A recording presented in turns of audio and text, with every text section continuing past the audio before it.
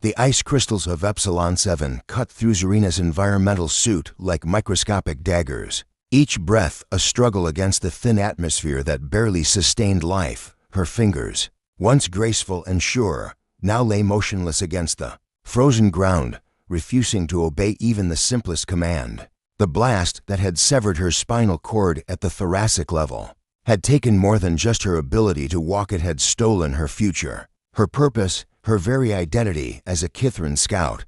Purple blood seeped slowly from the wound, crystallizing in the sub-zero temperatures before it could pool beneath her. The irony wasn't lost on her. The cold that would kill her was also keeping her alive, slowing the hemorrhage that would have claimed her hours ago on a warmer world. Through her helmet's cracked visor, she watched the last of the Kithran dropships disappear into the star-flecked sky, leaving nothing but contrails that quickly dissipated in the harsh winds. Inefficient, squad leader Vythan had said, not even bothering to look at her as he made the decision.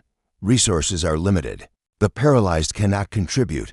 It was Kithran way logical, practical, merciless. Emotion was considered a weakness in their society, clouding judgment and compromising efficiency. Yet as Zarina lay abandoned on this desolate moon, she felt something her training had tried to suppress: raw, overwhelming fear.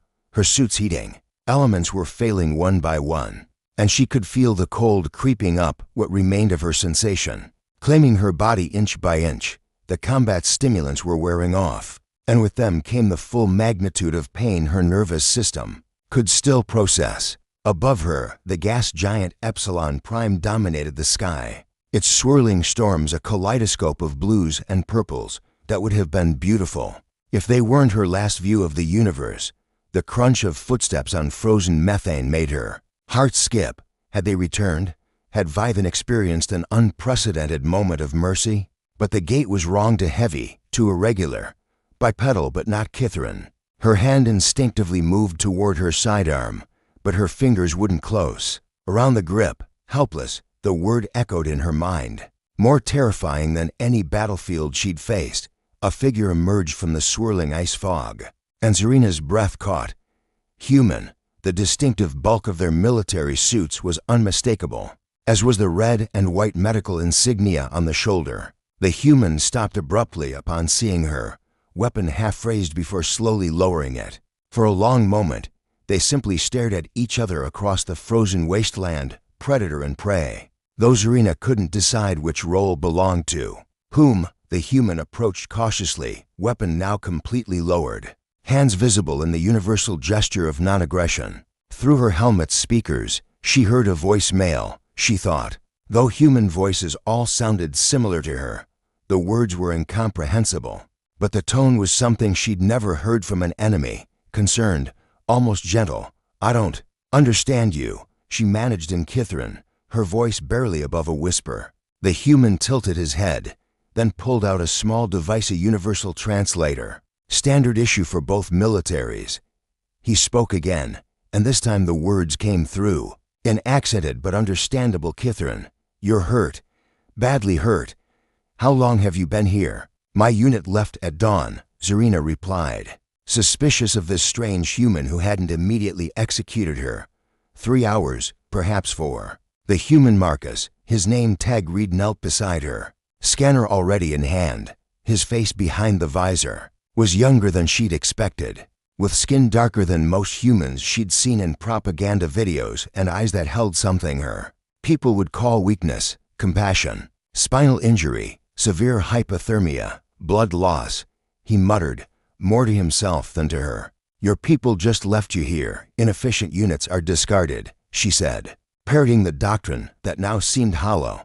"It is logical," Marcus said, something in his native tongue that the translator refused to interpret, suggesting it was profanity. "Well, my people have a different philosophy. We don't leave anyone behind, even," he paused, seeming to wrestle with himself, "even enemies who need help." "Why?" Zarina asked, genuinely perplexed. "I would have killed you if I could move." "Probably," Marcus agreed, already pulling medical supplies from his pack. "But you can't, and I'm a medic. I took an oath to preserve life, not destroy it." The oath didn't come with species restrictions. He worked quickly, efficiently, injecting her with something that made the pain recede to manageable levels. His hands were gentle as he stabilized her spine, careful not to cause further damage. Zarina watched in bewilderment as this humanness enemy fought to save her life with the same dedication her own people had shown in abandoning her. "This is illogical," she whispered as the medication began to take effect, making her thoughts fuzzy. "You risk yourself for no gain." Marcus looked up from his work, and even through the visors, she could see him smile, a human expression she'd been taught indicated weakness or deception, but which seemed neither in this moment. "Maybe that's the difference between us. We don't always do what's logical. Sometimes we do what's right." As consciousness began to fade, Zarina felt him lifting her, cradling her damaged body with surprising care. The last thing she remembered was the steady rhythm of his breathing, and the impossible warmth of hope kindling in her chest, an emotion she'd been trained to suppress, now burning brighter than any star in the frozen sky above. Consciousness returned slowly to Zarina, accompanied by warmth she hadn't expected to feel again. Her eyes opened to soft lighting, not the harsh glare of Kithrin medical facilities, or the cold starlight of Epsilon 7's surface, but something almost gentle. The ceiling above her was human construction, all curved edges and unnecessary aesthetic touches her people would have deemed wasteful. "Try not to move," Marcus's voice came from somewhere to her left. "I've got your spine stabilized, but the neural regenerator needs another few hours to complete the initial repairs." She turned her head, one of the few movements she could still manage, and found him hunched over a makeshift medical station, surrounded by equipment that looked like it had been salvaged from a dozen different sources. His helmet was off now, revealing close-cropped black hair and features that showed the exhaustion of someone who hadn't slept in days. "Where are we?" Her voice came out hoarse, throat dry despite the drip she could see attached to her arm. "Abandoned Xenobiology Research Station," Marcus replied, without looking up from the scanner displaying her anatomical readouts. "The scientists evacuated when the fighting started getting close, left most of their equipment behind, including some very helpful databases on Kithrin physiology."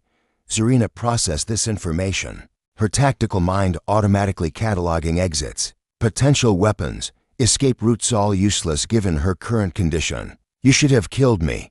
Your commanders will execute you for harboring an enemy combatant."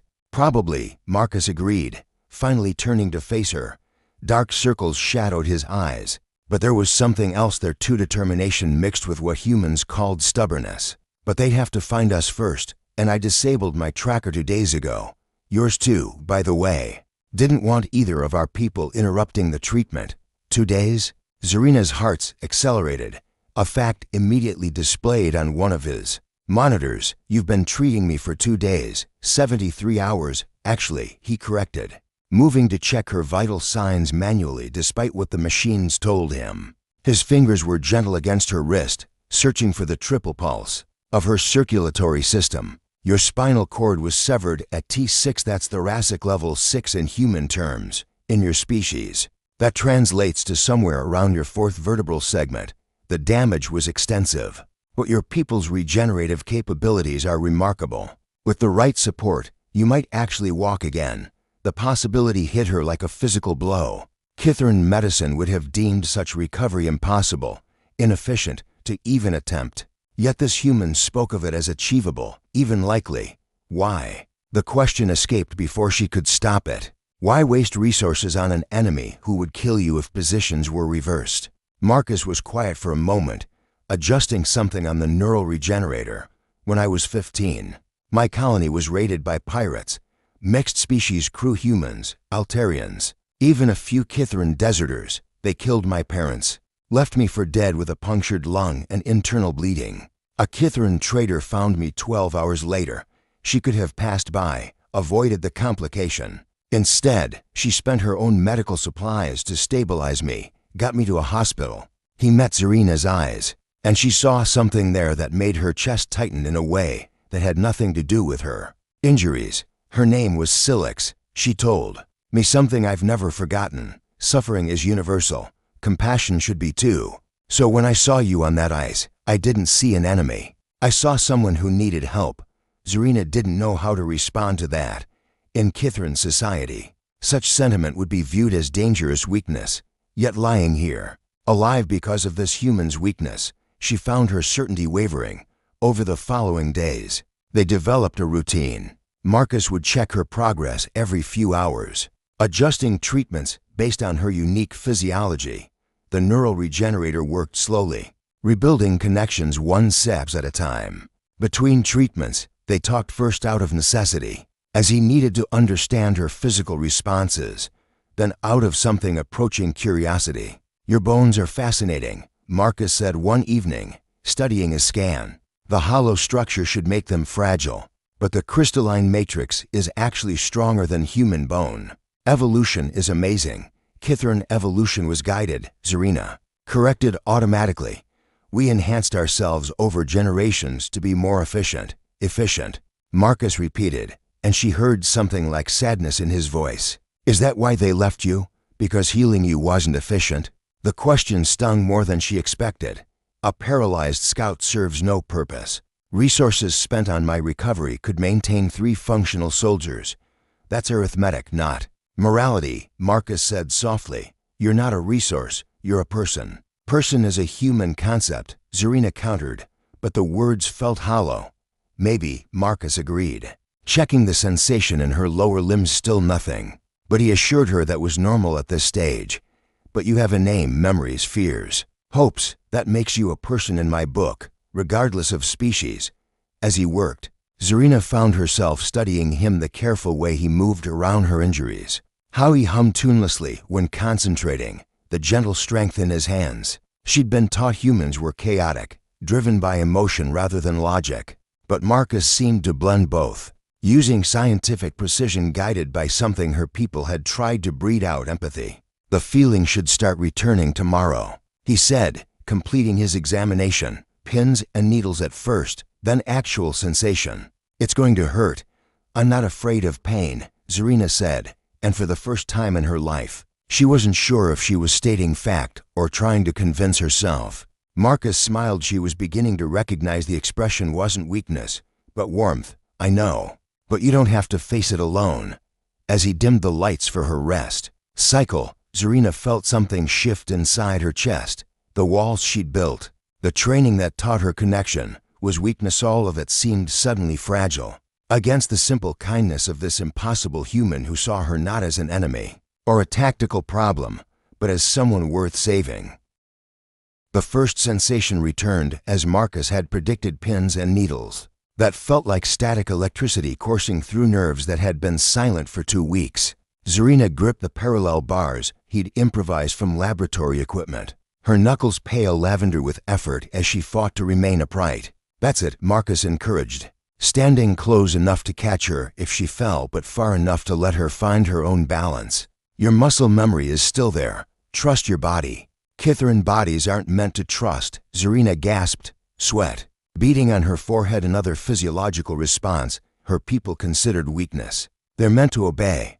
"Well, maybe it's time to try something new," Marcus suggested, his hand hovering near her elbow. "Small steps. Just shift your weight to the right foot." The movement was minuscule, barely visible, but it represented everything. Her right leg, completely paralyzed 3 weeks ago, responded to her command. The triumph of that tiny motion hit her harder than any battlefield victory. "I did it," she whispered, wonder creeping into her voice despite years of emotional suppression training. "You did," Marcus agreed, and his smile was radiant.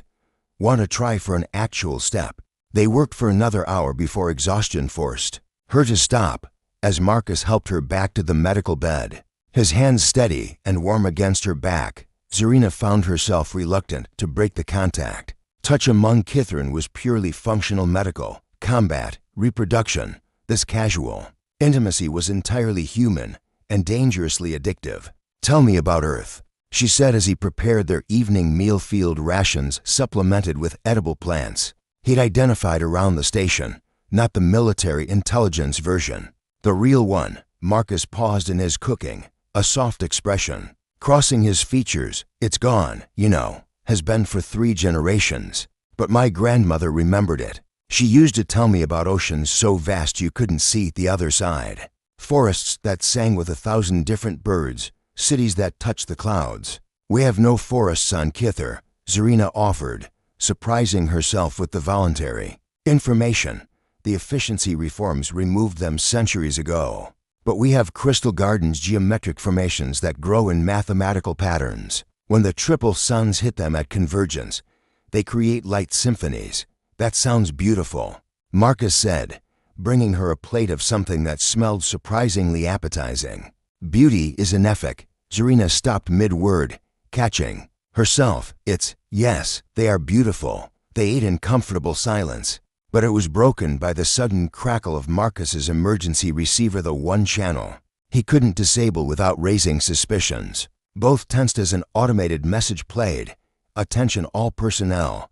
Deserter alert. Private Marcus Chen, Medical Corps, is wanted for dereliction of duty and potential collaboration with enemy forces. Subject is armed and should be considered dangerous. Report any sightings immediately. A similar message in Kithran came through Zarina's equipment moments later, declaring her a traitor to the collective and offering significant rewards for her capture, dead or alive.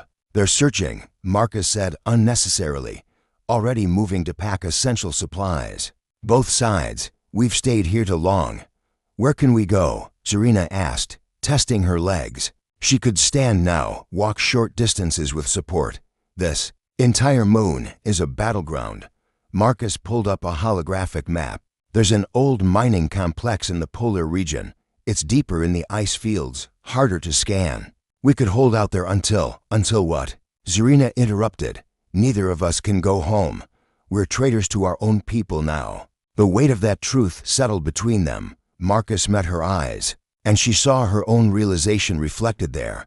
They'd crossed a line that couldn't be uncrossed. Then we make a new home, he said simply. Together, if you're willing. Zarina felt her chest tighten again. That strange warmth that had nothing to do with the station's heating systems. She'd been taught that Kitharan couldn't form emotional bonds with other species, that their neurochemistry was too different. But looking at Marcus, this impossible, illogical, wonderfully stubborn human, she knew her teachers had been wrong. I can walk perhaps 2 kilometers with rest breaks, she said, avoiding the emotional question with practical concerns. The polar region is 40 kilometers away. I've got a maintenance crawler in the vehicle bay. Marcus replied, it's slow but shielded. We can make it. As they prepared to leave, Zarina found herself memorizing the abandoned station, the place where she'd learned to walk again, where Marcus had spent sleepless nights rebuilding her spine, where they'd shared meals and stories and slowly dismantled the walls between their species. Marcus finished loading the crawler and turned to help her with her environmental suit. As he checked the seals, his fingers brushed against her neck, sending shivers through her that had nothing to do with cold. Zarina, he said softly, I need to know, are you coming with me because you have nowhere else to go, or because? She pressed her forehead against his, a gesture that meant nothing in human culture but everything in hers. It was how Kithran shared their deepest truths, and she felt him inhale sharply as he understood. Because suffering is universal, she whispered, echoing the words he'd shared weeks ago. And so is whatever this feeling is between us. His hands came up to frame her face, gentle and sure. They stood there for a moment, balanced between 2 worlds, the ones they'd left behind and the uncertain one ahead. The scanner alert broke the moment. Multiple ships incoming, search pattern consistent, with military sweeps. Time to go, Marcus said, but he smiled as he said it, and Zarina found herself smiling back, an expression her face had never made before. They loaded into the crawler as the first ships appeared on the horizon, heading into the white wasteland of the polar ice fields. Zarina's leg ached with each bump and jostle, but Marcus's hand found hers across the center console, and somehow that made everything bearable. Behind them, the station disappeared into the storm. Ahead, the unknown waited. But for the first time in her rigidly controlled life, Zarina wasn't afraid of the uncertainty. She was curious about it. What's that human phrase? She asked as they drove into the white. About doors closing and others opening? When one door closes, another opens, Marcus supplied. Though I think our situation is more like we blew up the door and jumped out a window. Zarina surprised herself by laughing another first, inefficient, she said, but effective, story. Of us, Marcus agreed, squeezing her hand. The crawler pushed deeper into the storm, carrying to deserters who'd found something worth defecting for, each other. Part 4. Hearts across the starst ancient ruins emerged from the ice storm. Like a fever dream, spires of dark metal twisted into impossible geometries that predated both human and Kithran presence on Epsilon 7 by millennia. The crawler's headlights caught crystalline formations growing along the structures, refracting light into rainbow patterns that danced across the frozen walls. The original inhabitants, Zarina breathed, her voice filled with wonder that would have earned her reconditioning. Back home, Xenoarchaeology Division theorized about them, but Command deemed investigation inefficient. Well, efficient or not, they built to last, Marcus said, guiding the crawler through a massive archway into what might once have been a hangar. And more importantly, they built deep. The metal should shield us from most scans. The interior was warmer than expected. Some remnant geothermal systems still functioning after centuries of abandonment. They established camp in what appeared to be a control room. Its alien interfaces dark, but the walls solid and the floor remarkably level. As Marcus set up their temporary shelter, Zarina explored the limits of her returning mobility. Each day brought new strength, though she still needed the improvised cane Marcus had fashioned from crawler parts. She was examining a wall covered in indecipherable symbols when she noticed him watching her. "What?" she asked, suddenly self-conscious. "Your colors are changing," he said softly. "The bioluminescent patterns under your skin, they've been shifting since we arrived here." Zarina looked down at her arms where her skin was thinnest, translucent enough to show the chromatophore network beneath. He was right. The usual steady blue-white of calm alertness was shot through with spirals of gold and deep violet. "I should explain," she said, sitting carefully on a cleared section of floor. Marcus joined her, maintaining a respectful distance. That somehow felt too far. "Kithran don't just suppress emotions, we transform them into light. Each color corresponds to a different feeling." "Like a mood ring?" Marcus asked, then laughed at her confused expression. "Never mind. Human reference. What do the colors mean?" Zarina hesitated. This was knowledge Kithran didn't share with outsiders. But then again, she'd already broken every other taboo of her people. "Blue is calm. White is focus." She began, holding out her arm where those colors still dominated. "Red is anger, obviously. Green is fear. You saw plenty of that when we first met." She paused, watching new spirals of color emerge. "Gold is joy, contentment, feelings I was taught to eliminate." "And purple?" Marcus asked, his voice gentle, as he noticed those particular swirls intensifying. Zarina met his eyes, her heart's hammering. "Purple is attraction, desire, connection deeper than the physical." The ruins around them seemed to hold their breath. Marcus reached out slowly, giving her time to pull away, and traced one of the purple spirals where it curved along her forearm. Where his finger touched, the color flared brighter, spreading like ink in water. "Zarina," he whispered, "I need to tell you something. These weeks with you, watching you fight to walk again, sharing our stories, just existing in the same space, I've never felt." "Nor have I," she interrupted, her whole body now awash in purple and gold. "My people would say it's impossible. We're too different, our neurology incompatible." "Maybe our people are wrong about a lot of things," Marcus said, shifting closer. Zarina turned her arm over, revealing the delicate patterns on her inner wrist. "There's something else. When Kithran truly bond with someone, our colors synchronize. It's involuntary, uncontrollable. That's why emotional connections are forbidden. They make us vulnerable." "Show me," Marcus said. Simply. Zarina took his hand and placed it against her wrist where the colors pulsed strongest. At first, nothing happened. Then, slowly, the chaotic swirls began to organize, forming patterns that matched the rhythm of her heartbeats, all three of them. "It's beautiful." Marcus breathed, but he was looking at her face, not her arm. "It's dangerous," Zarina corrected. But she didn't pull away. "If my people saw this, they'd know immediately that I've formed an attachment." "A deep one. Would it be worth it?" Marcus asked, the danger, instead of answering with words. Zarina leaned forward, closing the space between them. She'd seen humans kiss in surveillance footage, had analyzed it as an inefficient form of communication. But as Marcus's lips met hers, she understood what the analysis had missed: the electric connection. The way two nervous systems could sing in harmony, the perfect logic of it all. Her colors exploded into a symphony of purple and gold, with new shades emerging: rose for tenderness, silver for trust, a deep amber she had no name for, but that felt like coming home. Marcus pulled her closer, careful of her still healing spine, as she marveled at how perfectly they fit together despite their differences. When they finally broke apart, both breathing heavily, Zarina saw her colors reflected in his eyes, not literally, but in the emotion there that needed no translation. "So," Marcus said, his voice rough, "probably too late to pretend we're just doctor and patient." Zarina's laugh was shaky, but genuine. Several weeks too late. They were still learning the shape of this new thing between them when the proximity alarms Marcus had set began chirping. Both tensed, training overriding emotion as they moved to check the scanners. "It's not military," Marcus said, frowning at the readings. "Civilian signature.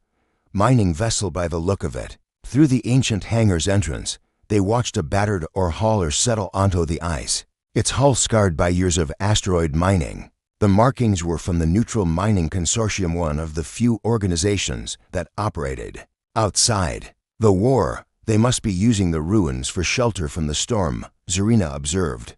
"Or they picked up our heat signature," Marcus countered. "Either way, we need to decide: hide and hope they leave, or take the chance they might help." U.S., Zarina finished. They watched as figures emerged from the hauler, a mixed crew by the look of it. Humans, Altarians, and even a few species Zarina didn't recognize. "No Kithrin," she noted. But that wasn't unusual. Her people rarely worked in mixed groups. "If we approach them, we're putting our lives in their hands," Marcus said. "They could turn us over to either military for the bounties. If we don't, we die here eventually." Zarina countered. "The crawler's power cells won't last forever, and my medications will run out within the week." Marcus took her hand, their fingers interlacing his 5 to her 6, different but complementary. Together, she agreed. They gathered their essential supplies and made their way toward the hangar entrance. Zarina leaned on Marcus more than strictly necessary, but he didn't comment, just adjusted his pace to match hers. The mining crew spotted them as they emerged from the ruins. Weapons were drawn, then lowered as the miners recognized their medical insignias and Zarina's obvious injury. "Well," said the crew chief, a weathered human woman with prosthetic arms, "you two are about the strangest thing we've seen out here. And that's saying something. Military deserters, refugees," Marcus corrected, "seeking passage away from the war." The chief's eyes narrowed, taking in their joined hands. Zarina's still visible colors, the way they moved as a unit. Mixed species couple. That explains the desertion. Both sides still execute for that. "Will you help us?" Zarina asked directly, too tired for subterfuge. The chief was quiet for a long moment, then smiled. "The consortium's got colonies on the rim where nobody asks questions about species or allegiance. Passage ain't free, though. We have medical skills," Marcus offered. "I'm a trained combat medic." "And Zarina's, I'm a strategic analyst," Zarina said, surprising herself by using her skills rather than her rank to identify herself. "Also, trained in multiple forms of combat, once I'm fully healed." "And you're willing to leave everything behind? No going back from the rim colonies?" Zarina felt Marcus's hand tighten around hers. They'd found each other in the ruins of two worlds, their old lives and an ancient civilization. Now they had the chance to build something new. "We already have," she said, her colors shifting to that nameless amber shade. "Everything that matters is right here." The chief nodded slowly. "Get aboard then. We lift off in an hour. Fair warning, it's a long journey to the rim." As they boarded the hauler, Zarina looked back at the ice fields one last time. Somewhere out there, two armies searched for deserters. But here, walking onto a mining ship with Marcus's arm around her waist, she was just Zarina. Not a soldier, not a traitor, not an enemy. Just a woman who'd found something worth choosing over everything she'd been taught to value. No regrets, Marcus asked quietly as the airlock sealed behind them. Zarina pressed her forehead to his again, letting her colors speak for her purple and gold and silver, and that warm amber. That she was beginning to understand meant love. None, she said, and meant it completely.